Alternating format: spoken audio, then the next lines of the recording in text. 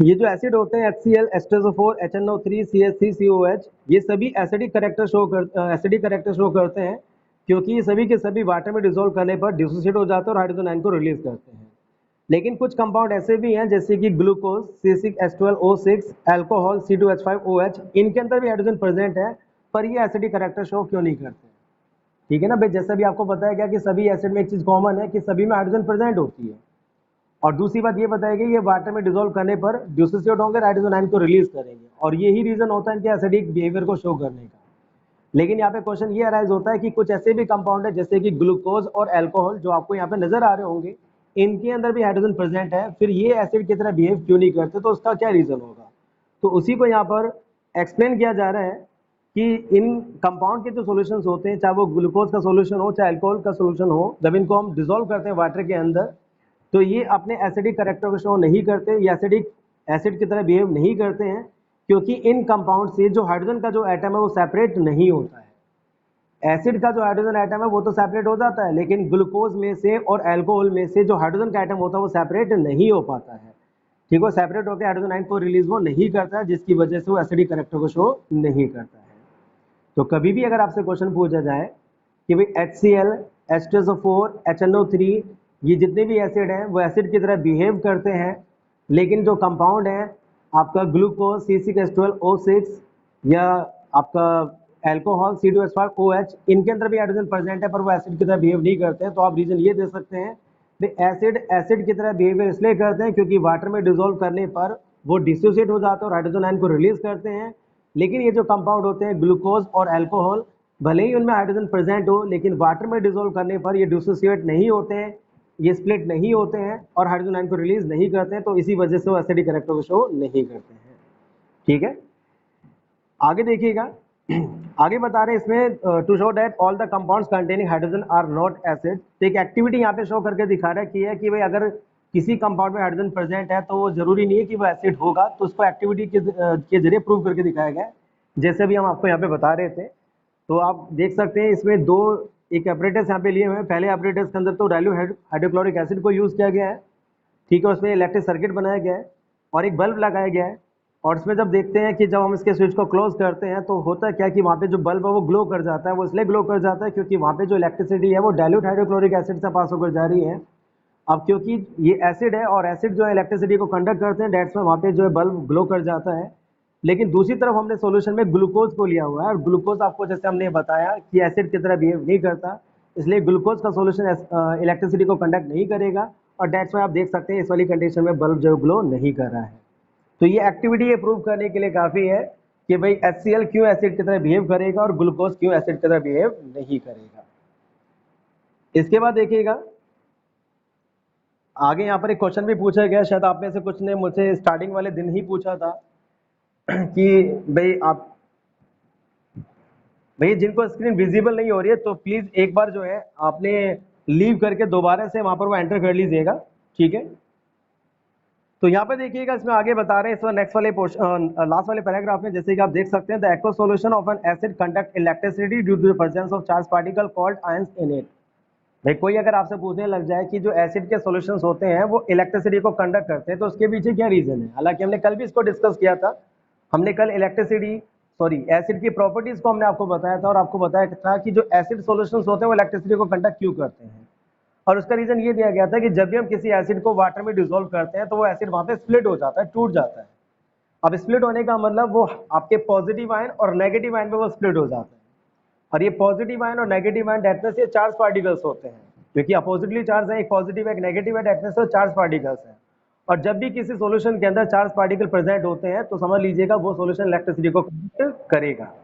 ठीक है, तो यही रीजन है कि जो आपके एसिड के सॉल्यूशंस होते हैं इलेक्ट्रिसिटी को कंडक्ट करते हैं, वही यहाँ पर मेंशन किया गया है। आगे बताया गया कि ग्लूकोज का सॉल्यूशन और ये अल्कोहल का सॉल्यूशन इलेक्ट्रिसिटी को कंडक्ट क्यों नहीं करेगा, तो उसका पीछे रीजन यही होगा कि ग्लूकोज और अल्कोहल को जब डिसॉल्व किया जाता है वाटर के अंदर तो ये स्प्लिट होकर आयंस रिलीज नहीं करते हैं, दैट मीन्स इनके सॉल्यूशन में कोई चार्ज पार्टिकल प्रेजेंट नहीं होते हैं, तो इस वजह से वो इलेक्ट्रिसिटी को कंडक्ट नहीं करते हैं।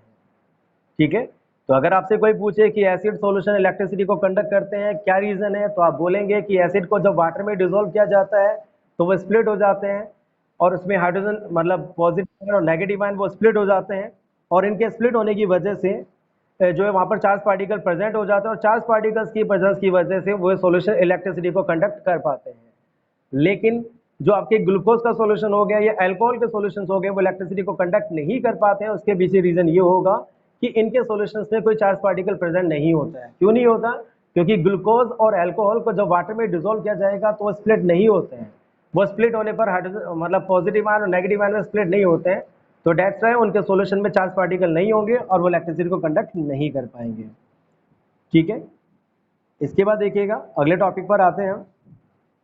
ये बता रहे हैं कि यहाँ पर distilled water does not conduct electricity because it does not contain any ionic compound. ठीक है, जो आप मतलब क्वेश्चन पूछा जाता है कि जो डिस्टिल्ड वाटर होता है वो इलेक्ट्रिसिटी को कंडक्ट नहीं करता, तो उसके पीछे रीजन ये है कि जो डिस्टिल्ड वाटर होता है उसमें कोई आयनिक कंपाउंड जो होते हैं जैसे कि आपके एसिड, बेसिस या सॉल्ट वगैरह प्रेजेंट नहीं होते हैं, दैट्स व्हाई वो डिस्टिल्ड वाटर इलेक्ट्रिसिटी को कंडक्ट नहीं कर पाता है। लेकिन दूसरी तरफ जो रेन वाटर होता है उसमें इलेक्ट्रिसिटी आसानी से कंडक्ट हो जाते हैं। ऐसा क्यों होता है? डिस्टिल्ड वाटर में इलेक्ट्रिसिटी कंडक्ट नहीं होती है, उसका रीजन आपको अभी बोला गया, पर रेन वाटर में इलेक्ट्रिसिटी कंडक्ट क्यों हो जाते हैं, इसके पीछे क्या रीजन होगा, तो वो देखिएगा इसके पीछे क्या रीजन यहाँ पे दिया जा रहा है। तो this can be explained as follows. Rain water while falling to the earth through the atmosphere dissolve an acidic gas carbon dioxide from the air and forms carbonic acid H2CO3. Carbonic acid provides hydrogen ion, ठीक है, and a carbonate ion to rain water. So due to the presence of carbonic acid which provides ion to the rain water conduct electricity. तो यहाँ पर ये बताया गया कि जब रेन वाटर अर्थ पर गिरती है तो अर्थ के एटमॉस्फेयर से जब वो पास होकर गिरती है तो जो एटमॉस्फेयर के अंदर कार्बन डाइऑक्साइड गैस प्रेजेंट होती है वो उसके अंदर डिजोल्व हो जाती है। तो जब भी रेन अर्थ के एटमॉस्फेयर से होकर गिरती है तो उसके अंदर एटमॉस्फेयर के अंदर जो CO2 गैस होती है वो रेन वाटर के अंदर डिजोल्व हो जाती है। जब रेन वाटर वाटर के साथ मिक्स होती है तो एक एसिड बनाती है जिसे बोला जाता है कार्बोनिक एसिड। अब क्योंकि कार्बोनिक एसिड एक एसिड है और जब वो वाटर की प्रेजेंस में होगा तो वहां पर वो डिसोसिएट हो जाएगा, स्प्लिट हो जाएगा और हाइड्रोजन आयन को वो रिलीज करेगा। तो इसलिए हाइड्रोजन आयन की रिलीज होने की वजह से ही, क्योंकि अब रेन वाटर के अंदर चार्ज पार्टिकल प्रेजेंट है, तो इस वजह से रेन वाटर के अंदर इलेक्ट्रिसिटी कंडक्ट हो जाती है। या हम ये भी कह सकते हैं क्योंकि रेन वाटर में एसिड प्रेजेंट होता है तो उस एसिड की प्रेजेंस की वजह से ही जो है रेन वाटर इलेक्ट्रिसिटी को कंडक्ट कर लेता है। तो डिस्टिल्ड वाटर में इलेक्ट्रिसिटी कंडक्ट नहीं होती है क्योंकि डिस्टिल्ड वाटर में कोई भी आयनिक कंपाउंड जैसे कि एसिड, बेस और सॉल्ट ये प्रेजेंट नहीं होते हैं। आयनिक कंपाउंड का मतलब ऐसे कंपाउंड प्रेजेंट नहीं होते हैं जो वाटर में डिसॉल्व करने पर स्प्लिट हो जाए और हाइड्रोजन मतलब पॉजिटिव आयन और नेगेटिव आयन को रिलीज करें, तो जिसकी वजह से चार्ज पार्टिकल वहां पर नहीं प्रेजेंट होते हैं और डिस्टिल्ड वाटर इलेक्ट्रिसिटी कंडक्ट नहीं कर पाता है। लेकिन रेन वाटर में क्योंकि CO2 गैस डिसॉल्व हो जाती है, कार्बनिक एसिड उसके अंदर बन जाता है और कार्बनिक एसिड की प्रेजेंस की वजह से जो है उसके अंदर चार्ज पार्टिकल बन जाता है और रेन वाटर इलेक्ट्रिसिटी को कंडक्ट कर पाता है। तो ये इंपॉर्टेंट क्वेश्चन है, इस चीज को आप जरूर ध्यान में रखिएगा। इसके बाद बता रहे हैं कि acids do not show acidic behaviour in the absence of water. भाई कोई भी एसिड एसिडिक बिहेवियर तभी शो करेगा जब उसको वाटर कहीं से मिल जाएगा। दैट मीन्स हम किसी एसिड को जब वाटर में डिसॉल्व करेंगे तभी अपने जो एसिड होते हैं वो अपना एसिडिक बिहेवियर शो कर पाते हैं। एब्सेंस ऑफ वाटर कोई भी एसिड अपना एसिडिक बिहेवियर शो नहीं कर पाते हैं। जैसे हाइड्रोक्लोरिक एसिड अगर हम इसको बिल्कुल ड्राई स्टेट में लेके चलेंगे तो ये अपना एसिडिक कैरेक्टर शो नहीं कर पाएगा। एसिडिक कैरेक्टर का मतलब ना तो ये ब्लू लिटमस को रेड कर पाएगा, ना इसमें इलेक्ट्रिसिटी कंडक्ट हो पाएंगी, या दूसरी जो एसिड की प्रॉपर्टीज है वो उसमें नहीं हो पाएंगी। लेकिन जब हम हाइड्रोक्लोरिक एसिड को वाटर में डिसॉल्व कर देंगे तो वो वहाँ पर जितने भी एसिड की प्रॉपर्टीज है उनको वहाँ पर शो वो करने लग जाएगा। तो इसलिए जितने भी एसिड होते हैं वो वाटर की प्रेजेंस में अपने एसिडिक कैरेक्टर को शो करते हैं, विदाउट वाटर वो अपने एसिडिक कैरेक्टर को शो नहीं करते हैं। अब दिमाग में ये क्वेश्चन आपके आ रहा होगा कि ऐसा क्यों होता है? भाई ऐसा इसलिए होता है क्योंकि कोई भी एसिड जो है अपना एसिडिक कैरेक्टर तभी शो करता है जब वो हाइड्रोजन आयन को रिलीज कर देता है। ये जो हाइड्रोजन आयन रिलीज होते हैं वाटर में डिसॉल्व करने पर किसी एसिड को, इसी की वजह से कोई भी एसिड जो एसिडिक कैरेक्टर को शो कर पाता है। तो इसलिए जितने भी एसिड होते हैं जब इनको वाटर में डिसॉल्व करते हैं तो वाटर में डिसॉल्व करने पर ये डिसोसिएट हो जाते हैं और हाइड्रोजन आयन रिलीज करते हैं, और इन हाइड्रोजन आयन की वजह से ही एसिड अपना एसिडिक कैरेक्टर शो कर पाता है। लेकिन absence of water, that means अगर उनको वाटर नहीं मिलेगा तो कोई भी एसिड अपना एसिडिक कैरेक्टर शो नहीं कर पाएगा, क्योंकि विदाउट वाटर वो अपने हाइड्रोजन आयन को रिलीज नहीं कर पाएंगे, और जब हाइड्रोजन आयन रिलीज नहीं हो पाएंगे तो इट मीन्स वो अपना एसिडिक कैरेक्टर शो नहीं कर पाएंगे। ठीक है, तो ये बात क्लियर है कि कोई भी एसिड अपना एसिडिक कैरेक्टर तभी शो कर पाता है जब वो हाइड्रोजन आयन को रिलीज करता है, और हाइड्रोजन आयन तभी रिलीज होते हैं जब उसको वाटर मिल जाता है। अगर वाटर नहीं मिलेगा तो हाइड्रोजन आयन वहां पर प्रोड्यूस नहीं होगा और वो अपना एसिडिक कैरेक्टर शो नहीं कर पाएगा। इसमें एक इंपॉर्टेंट क्वेश्चन ये बन जाता है कि जो ड्राई HCl गैस है वो ड्राई ब्लू लिटमस पेपर के कलर को चेंज नहीं कर पाते, इसके पीछे क्या रीजन होगा? Dry HCl gas dry blue litmus paper के कलर को चेंज नहीं कर पाते, तो उसके पीछे क्या रीजन होगा? तो इसके पीछे रीजन ये होगा कि जब HCl गैस भी ड्राई है और लिटमस पेपर जो है वो जो ब्लू कलर का वो भी ड्राई है, दैट मीन्स वहाँ पे वाटर प्रेजेंट नहीं है। और जैसा भी हम आपको बता रहे थे कि कोई भी एसिड की तरह बिहेवियर तब करता है जब वहाँ पे वाटर प्रेजेंट होता है। अब क्योंकि वहाँ पे वाटर प्रेजेंट नहीं है तो इसलिए जो ड्राई HCl गैस होगी वो एसिड की तरह बिहेवियर नहीं कर पाएगी और वो ड्राई ब्लू लिटमस पेपर के कलर को चेंज नहीं कर पाएगी। ठीक है,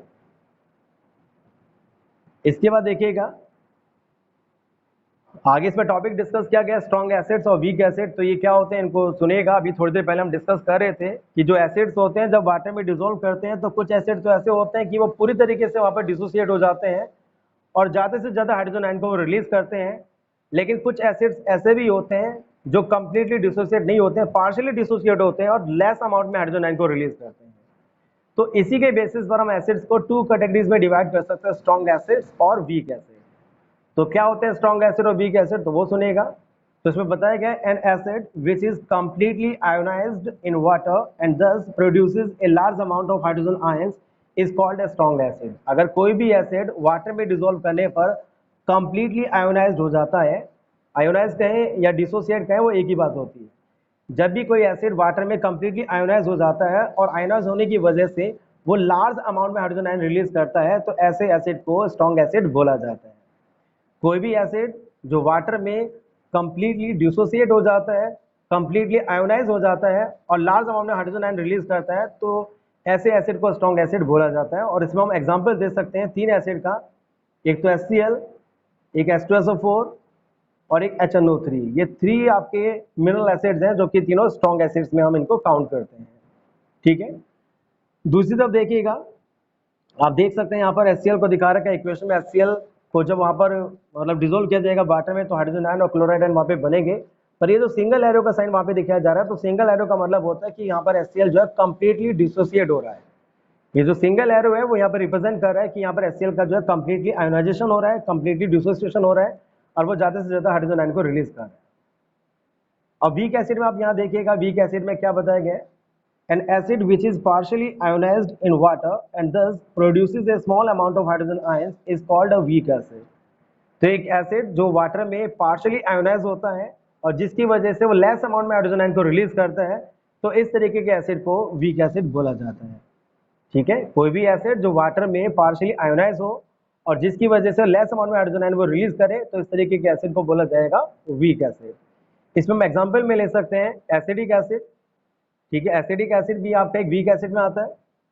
इसके बाद कार्बोनिक एसिड, सल्फ्यूरस एसिड, ये सभी के सभी आपके वीक एसिड में आते हैं। और आप देख सकते हैं यहाँ पर एसिडिक एसिड को दिखाया हुआ है जो आपको शायद नजर आ रहा होगा। और यहाँ पर आप देख सकते हैं डबल एरो का साइन यूज कर रखा है। ये जो डबल एरो हम यूज करते हैं दैट मीन्स ये बताता है कि यहाँ पर जो है एसिडिक एसिड कंप्लीटली आयोनाइज्ड नहीं हो रहा है, उसका वहाँ पे पार्शियल डिसोसिएशन हो रहा है, पार्शियली आयोनाइजेशन हो रहा है।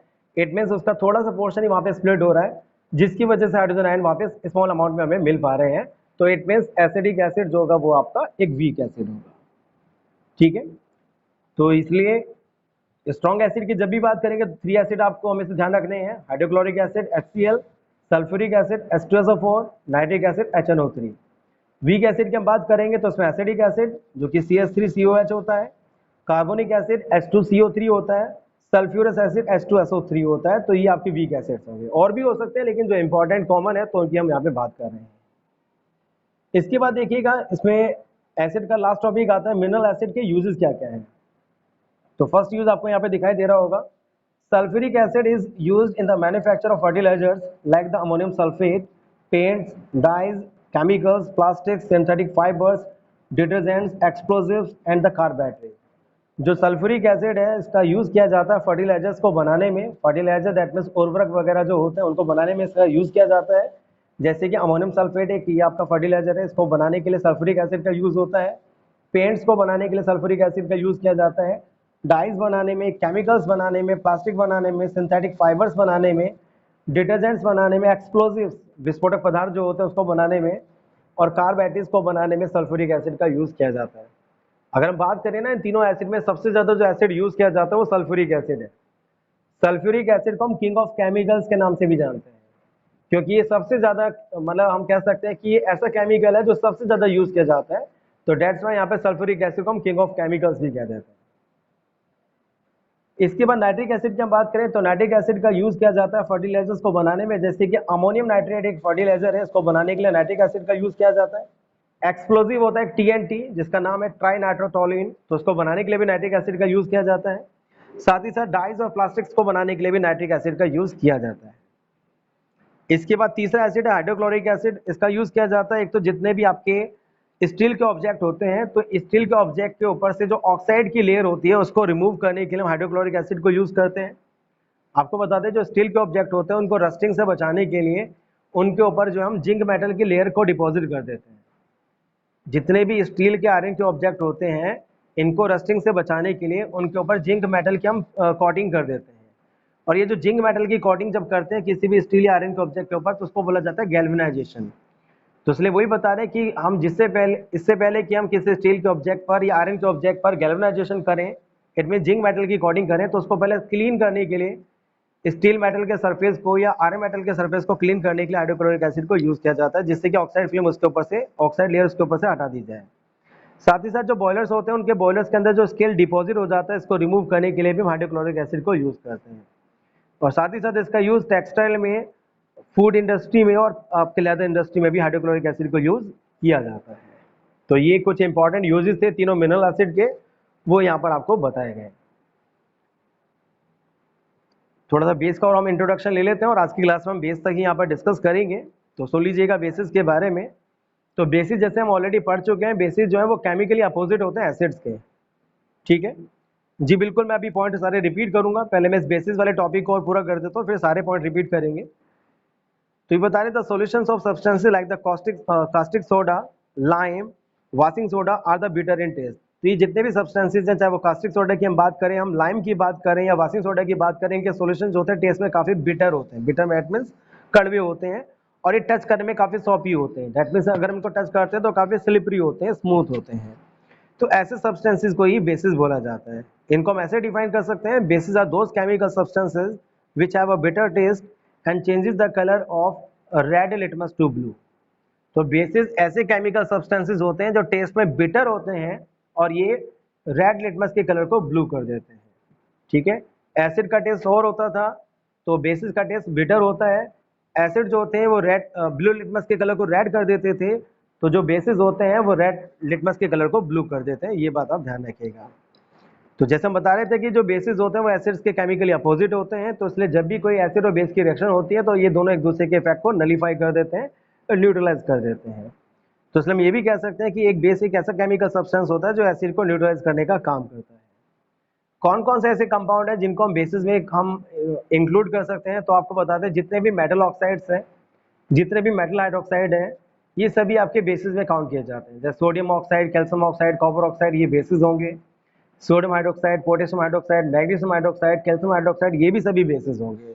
तो मेटल ऑक्साइड और मेटल हाइड्रोक्साइड ये सभी बेसिस होते हैं। और इनसे अलग मेटल कार्बोनेट्स और मेटल हाइड्रोजन कार्बोनेट जो होते हैं ये भी नेचर में बेसिक होते हैं, ठीक है। इसके बाद हमारा आज का लास्ट टॉपिक है एल्कालीज। ये एल्काली वर्ड आप लगातार पढ़ भी रहे होंगे, आपने सुना भी होगा। ये एल्काली का मतलब क्या होता है? एल्काली का मतलब होता है एक ऐसा बेस जो वाटर सोल्युबल होता है। आपको बता दें सभी के सभी बेसिस जो होते हैं वाटर में सोल्युबल नहीं होते। कुछ बेसिस ऐसे होते हैं जो वाटर में डिजोल्व हो जाते हैं और कुछ डिजोल्व नहीं हो पाते।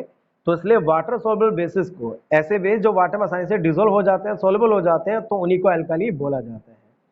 और यहाँ पे जैसे कि हम नाम ले सकते हैं sodium hydroxide, potassium hydroxide, calcium hydroxide, ammonium hydroxide और मैग्नीशियम हाइड्रोक्साइड जो हैं ये आपके एल्कालीज हैं। दैट मींस वाटर में आसानी से डिजोल्व हो जाते हैं, दैट्स व्हाई इनको हम एल्कालीज बोल सकते हैं।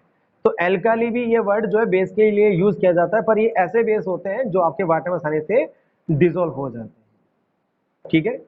तो आज का टॉपिक हमारा यहीं तक था जिसमें हमने डिस्कस किया।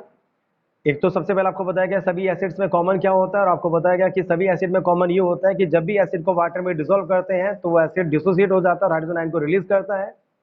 उसके बाद हमने कुछ क्वेश्चन आंसर वहाँ पे लिए थे, स्ट्रॉन्ग एसिड, वीक एसिड को हमने लिया और उसके बाद बेस को हमने यहाँ पर डिफाइन किया।